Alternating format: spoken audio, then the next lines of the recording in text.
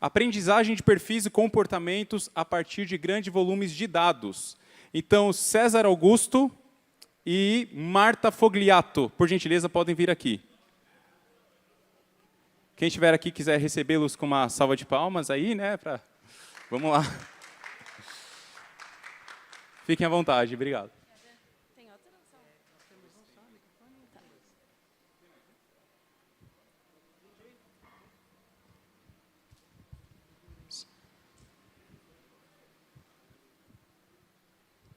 Olá. Oi, todo mundo aí do fundo me ouve? Normalmente, numa palestra assim, eu pediria para todo mundo vir para frente. Mas, obviamente, não vou pedir numa situação como essa, que está muito quente. E vou dizer para vocês, até quem estiver acessando aí, quem estiver aqui no evento com celular, tablet, qualquer coisa, a gente já colocou aqui logo na primeira página onde está essa palestra, tá? Brodtech.com LW 2024, LW de Latinoware. Eu sou o César Brode, junto comigo está a Marta. A gente vai tentar fazer essa apresentação num tempo um pouco mais curto para chegar no horário da Latinoware, então vou tentar não falar muito e a Marta vai me dar bronca caso eu fale muito, tá?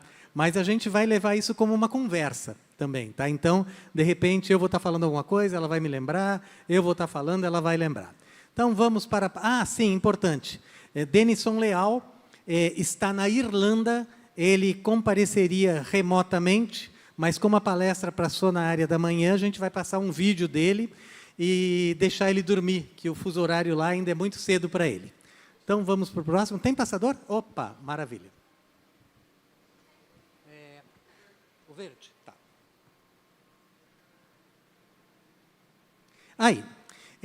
Já vou passar direto isso, mas a Marta vai falar mais adiante na palestra dela, mas o que a gente vai estar falando aqui, como diz o título da palestra, é como que a gente extrai informações significativas a partir de grandes volumes de dados, para chegar nessas coisas aí que são o single profile e o single behavior. Quem entrar na empresa que eu trabalho, a IO.company, vai ver que a gente tem um robozinho treinado lá, que é o nosso mascote, que é um camaleão, que é o Oia, e ali vocês podem também fazer perguntas sobre esse tipo de coisa que a gente vai falar aqui, tá? Então, single profile, muito resumidamente, dados individuais, demográficos, preferências, presença nas redes, a gente vai compreender cada indivíduo individualmente. Cada indivíduo individualmente é ótimo, mas é isso aí. E o single behavior, a gente pega aquilo que é o indivíduo, os produtos que ele consome, a realidade onde ele está inserido e a gente cria, então, experiências únicas para esse tipo de usuário. Como eu disse antes ali, na hora que a Marta der alguns exemplos, isso vai ficar bem mais claro.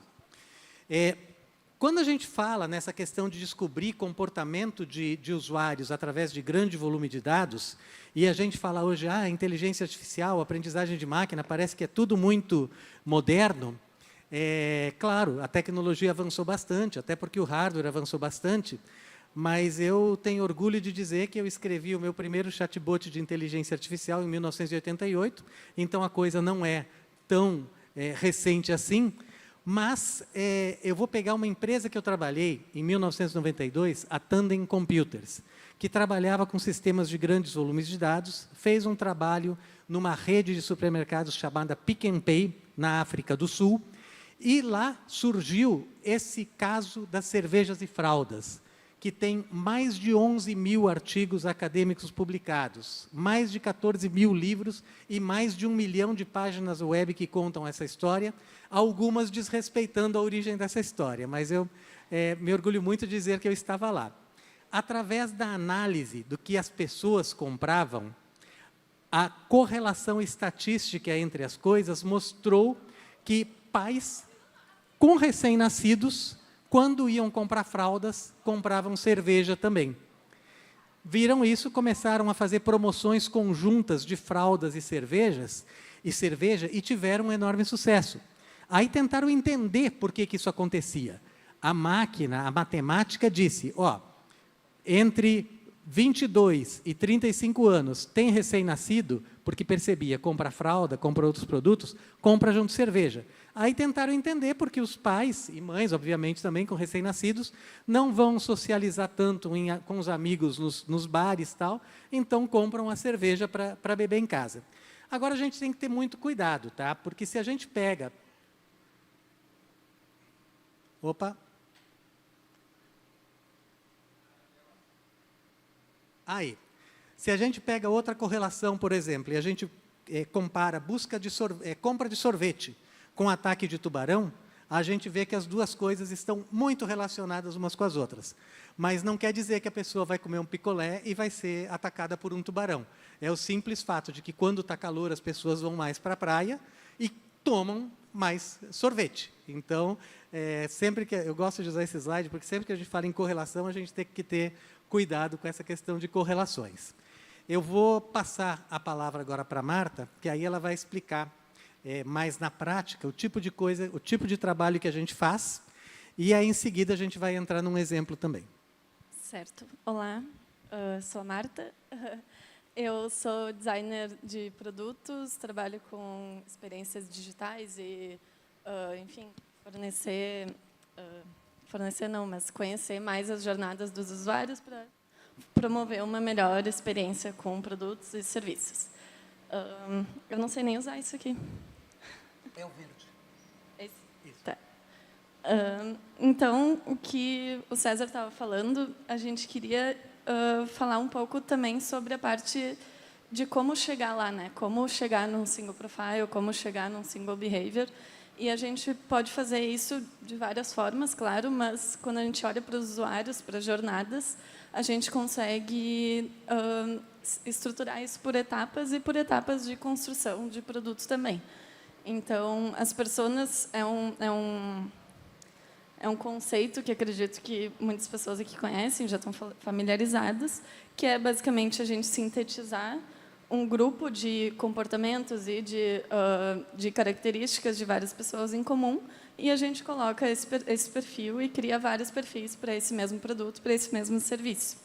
E isso é muito bom, porque a gente consegue, desde esse início, desde esse agrupamento, já começar a oferecer experiências de acordo com esses grupos que a gente identificou nas personas. Mas, como a gente diz, ele é só o ponto de partida, né? Hoje, com toda a tecnologia que a gente tem, com toda a análise de dados que a gente é capaz de fazer, a gente pode ir muito além do que conhecer as pessoas em grupos de pessoas, afinal, todos são indivíduos com suas características, por mais que algumas em comum, nunca serão todas em comum. Então, o que a gente vai convidar vocês agora é para justamente entender como ir afunilando de grupo para passar a tratar o indivíduo sozinho, de uma forma única, né? E promover uma experiência diferente para cada um que está aqui, por exemplo. A gente resolveu trazer isso com um exemplo aqui de pertinho, aqui das Cataratas. Então, a gente fez um exercício muito rápido de entender quais seriam as personas que realmente fariam sentido, que a gente, com esse pouco estudo que a gente fez, a gente consegue facilmente identificar. Então, acredito que vocês aqui também facilmente trariam muitos outros perfis. Então, aqui a gente, por exemplo, teria uma persona que é família. Então, é aquele grupo que vem em família curtir ali e visitar as cataratas, talvez vá até mais de um dia lá e busca experiências para a família toda, crianças e tudo mais, né? A gente tem também um turista internacional viajante sozinho, talvez, ou não, mas que busca realmente se inserir ali na cultura local e entender todo esse contexto cultural. Talvez seja alguém que também venha aqui para o Parque Tec para conhecer também essa parte e não fique só lá nas cataratas. A gente tem também a parte de corporativo, que talvez uma parte mais relacionada ao RH, que possa trazer alguns eventos e trazer equipes para dentro lá das cataratas para fortalecer engajamento e tudo mais. E uma pessoa aventureira mesmo, que gosta muito de natureza, então ela gosta muito de estar ao ar livre e busca o que ela pode explorar além dos circuitos tradicionais, assim, quando viaja. Essas são algumas que, rapidamente, assim, no exercício, a gente elencou, mas esse é o poder delas, né? A gente consegue, e tenho certeza que vocês poderiam nos trazer muitas outras, só de a gente começar a falar sobre isso, né? O turista acidental, né? Que está aqui na Latinoera e aproveita que está aqui, vai fazer compra no Paraguai, vai visitar as cataratas. Perfeito. Então, ela é muito boa por isso, ela é forte para a gente conseguir identificar esses perfis.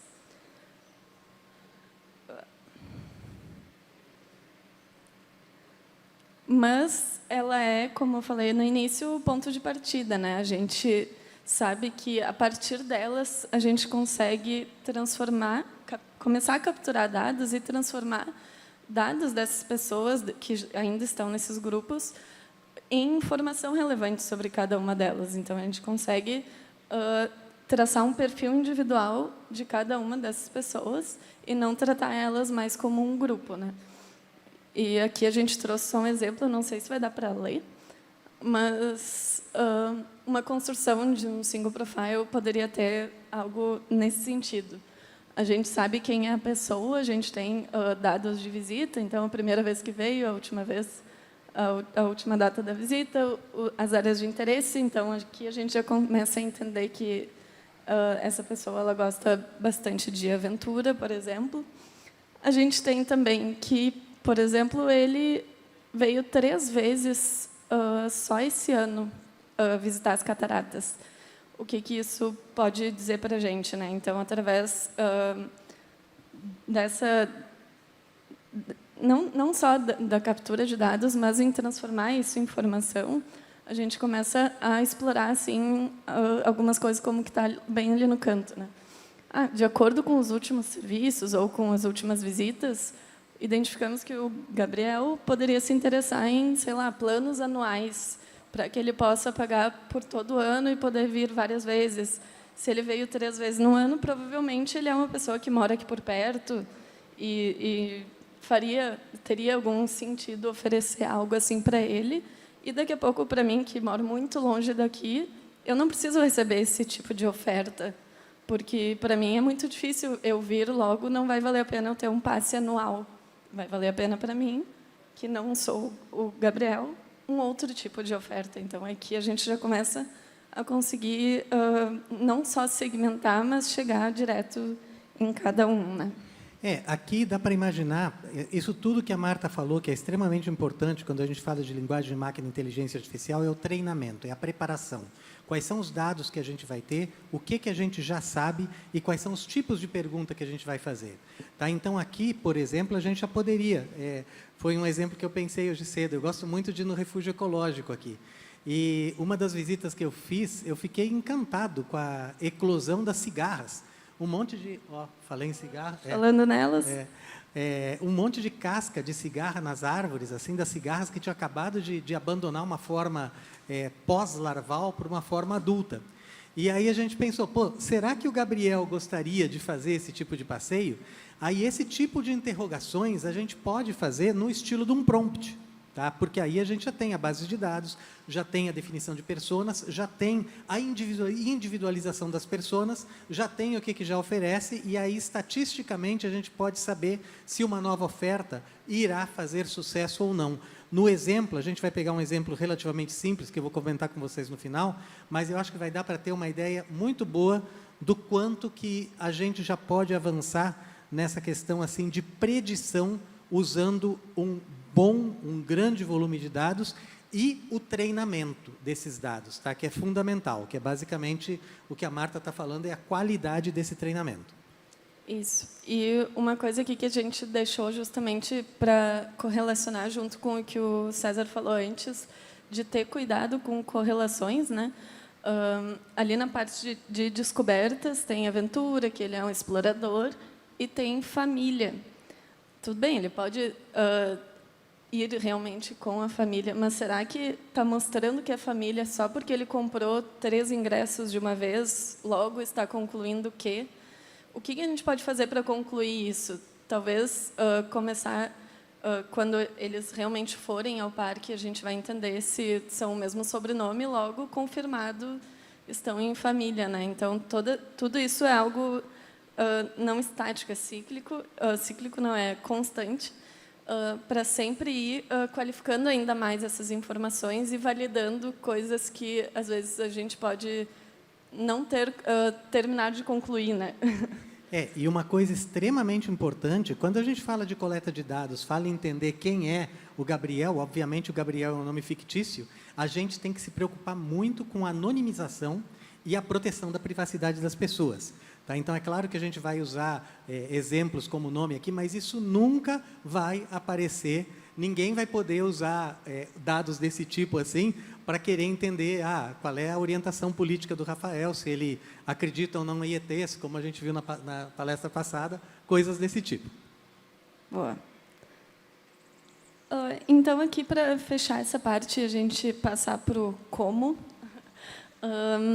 A gente tem toda essa construção do single profile e, a partir disso, a gente começa a conseguir entender como melhorar a jornada de cada um a partir desse serviço ou desse produto que ele está consumindo, né? A gente usa inteligência de dados para nos fornecer informações e essas informações serem inputs para, daqui a pouco, uma comunicação específica contigo, que é muito aventureiro, ou contigo, que vai sempre em família, para cada um receber o que faz sentido para si, não para aquela comunicação em massa que não faz sentido algum. Por que eu estou recebendo isso? Eu, pessoalmente, recebo 500 mensagens por e-mail por dia que não fazem sentido nenhum para mim, né? E daí a gente chega nisso e entendendo o comportamento das pessoas a partir de tudo isso, né? Então, isso que a gente chama de single behavior é porque a gente traz o comportamento para dentro do perfil, e ele passa a ser algo constante, não estático, né? Tá. Eu vou falar rapidinho das ferramentas, até porque eu quero deixar a demonstração para vocês. Tá? Eu não sei se alguém aqui já assistiu alguma palestra minha na Latinoware, mas na Latinoware eu gosto de sempre apresentar alguma coisa muito prática, que esteja diretamente relacionado com aquilo que eu estou trabalhando. E eu e a Marta, a gente trabalhou junto nisso bastante tempo, e por um ano.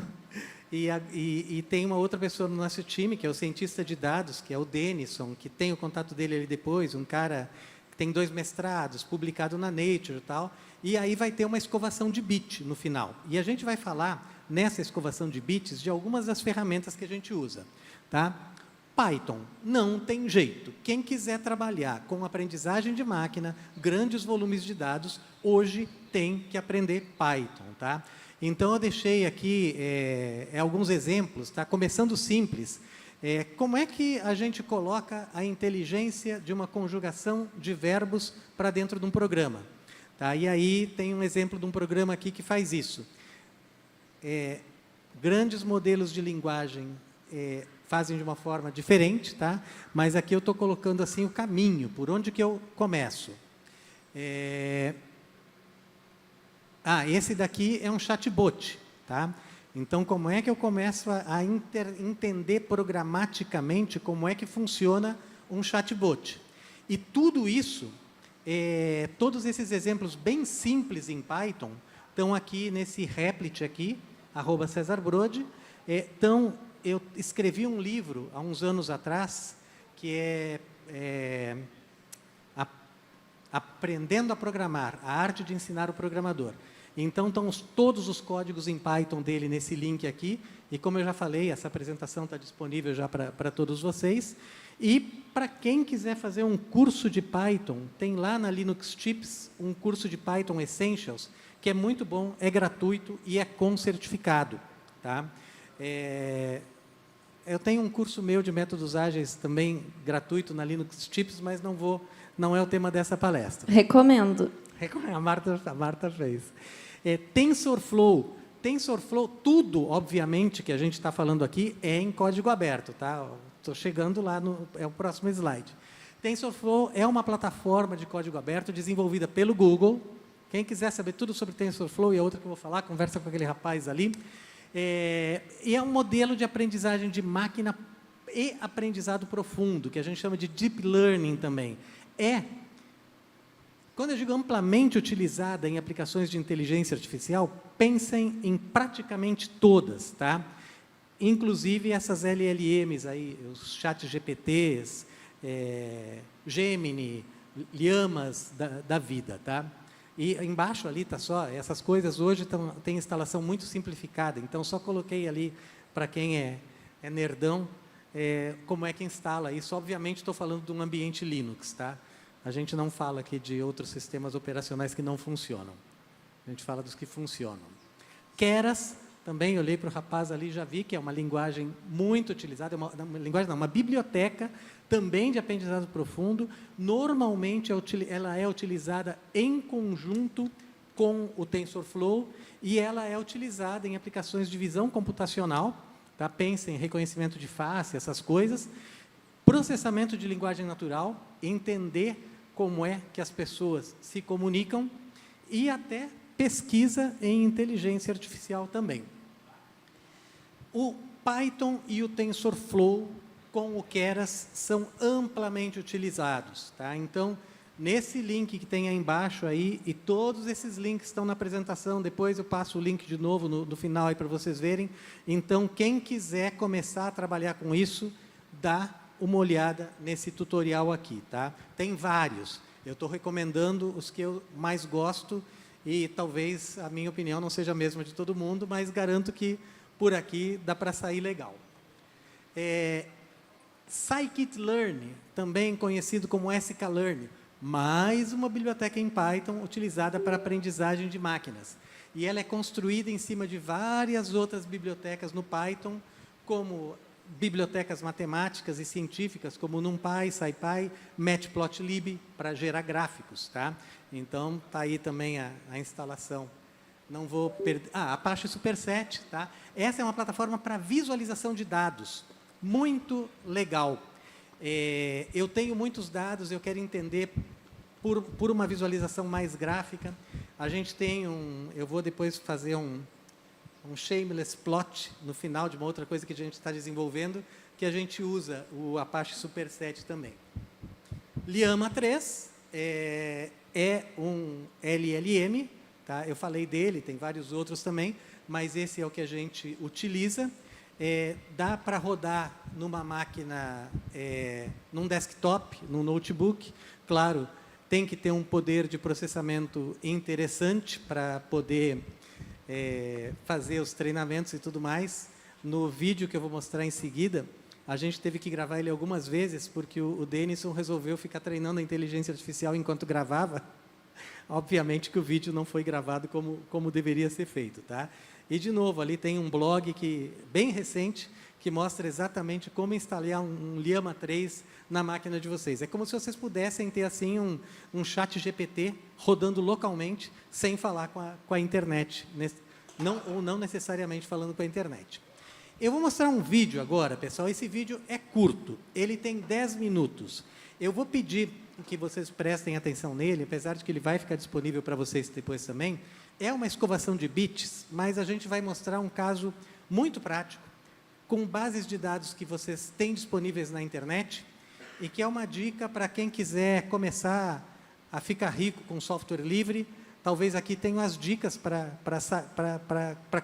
começar a fazer isso, tá? Ou seja, se tudo que a gente falou até agora não interessou para vocês e vocês querem ficar ricos, talvez esses 10 minutos aí ajudem. Podemos tocar. Eu sei que vai ser horrível de ver, tá? Mas então, confiem no que ele está falando. Esse é o Denison. Pessoal, é um prazer estar contribuindo aqui para essa palestra. Meu nome é Denison.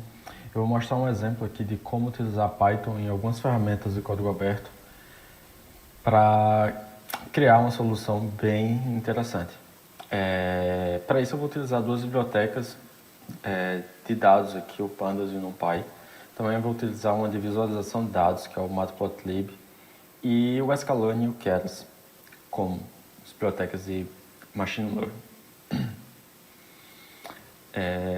O exemplo vai ser de previsão de séries temporais, e a série temporal utilizada vai ser o SP500, que consiste nas 500 principais empresas dos Estados Unidos. Então, é um índice bem importante do mercado americano e bem fácil também de conseguir esses dados aqui para fazer esse tipo de experimento.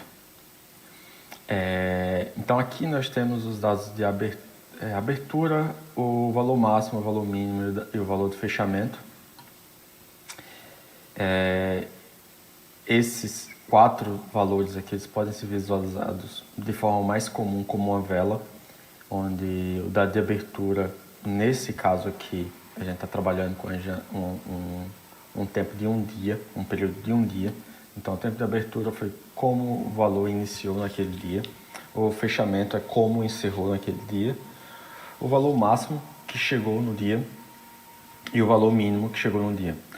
A convenção é que quando o fechamento é menor que o de abertura, essa vela seja vermelha, e quando é maior, a vela seja verde.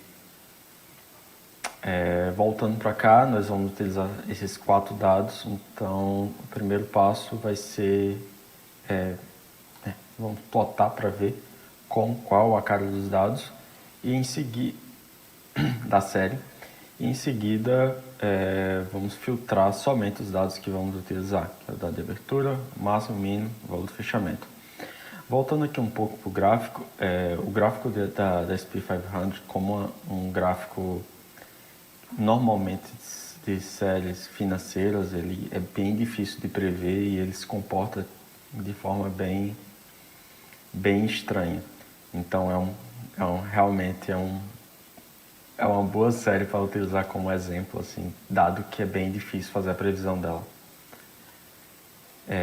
O próximo passo vai ser transformar esses dados aqui em uma série temporal. Para isso, utilizei uma biblioteca própria, ou uma função própria.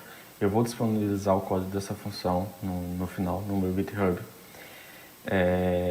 Aqui também vamos separar os valores que serão utilizados para teste.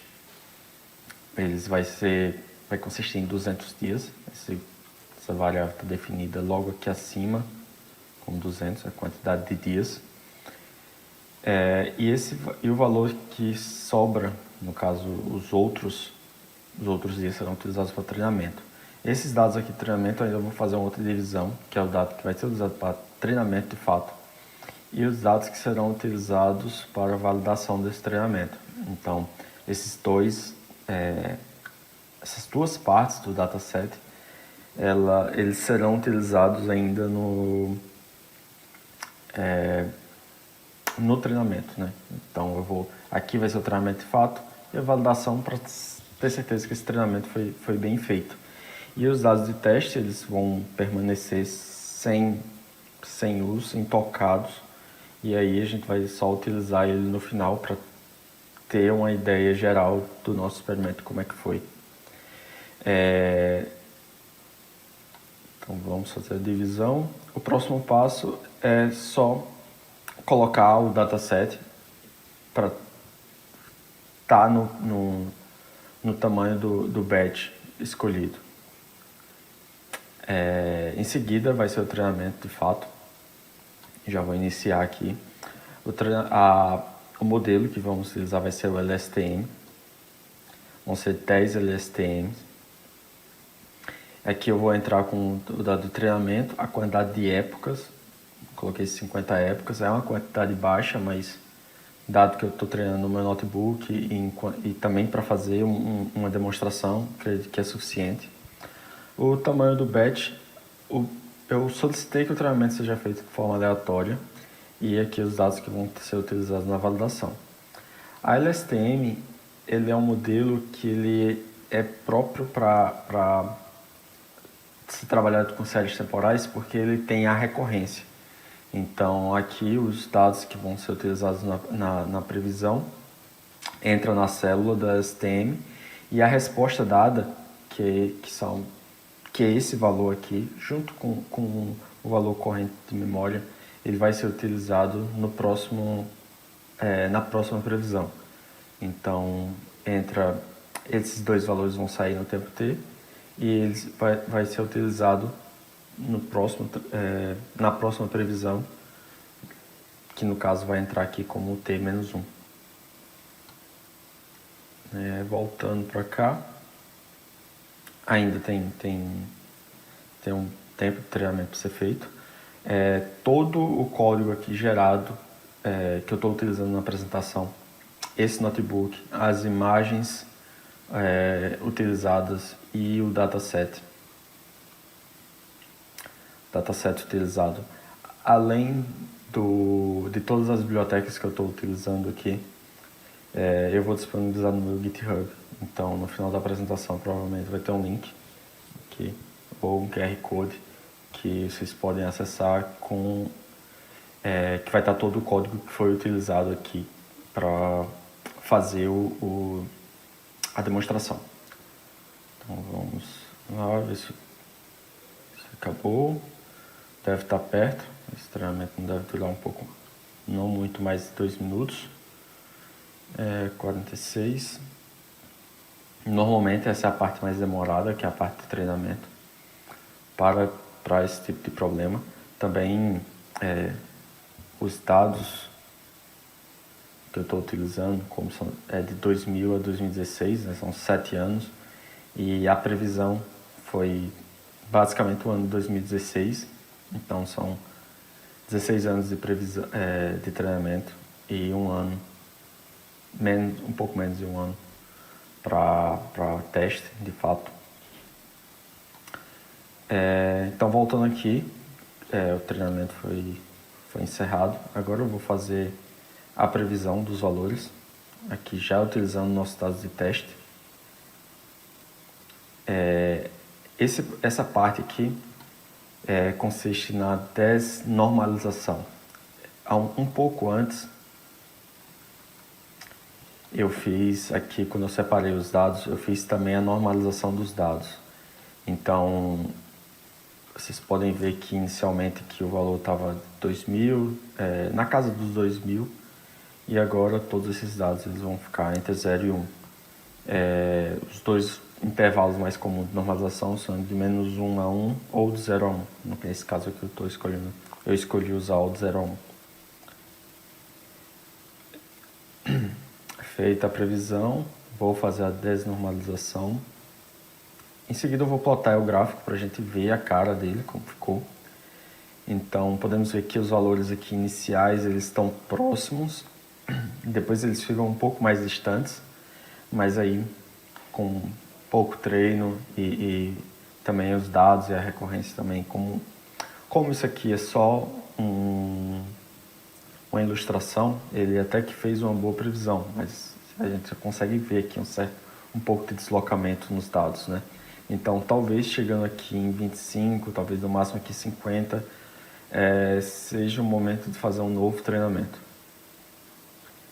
E verificando aqui o erro, o MAI, que é o erro absoluto, ele ficou em 24, dado o intervalo aqui, que é entre de 1.800, 2.000, dado o número aqui, a grandeza, então ele ficou de certa forma baixo.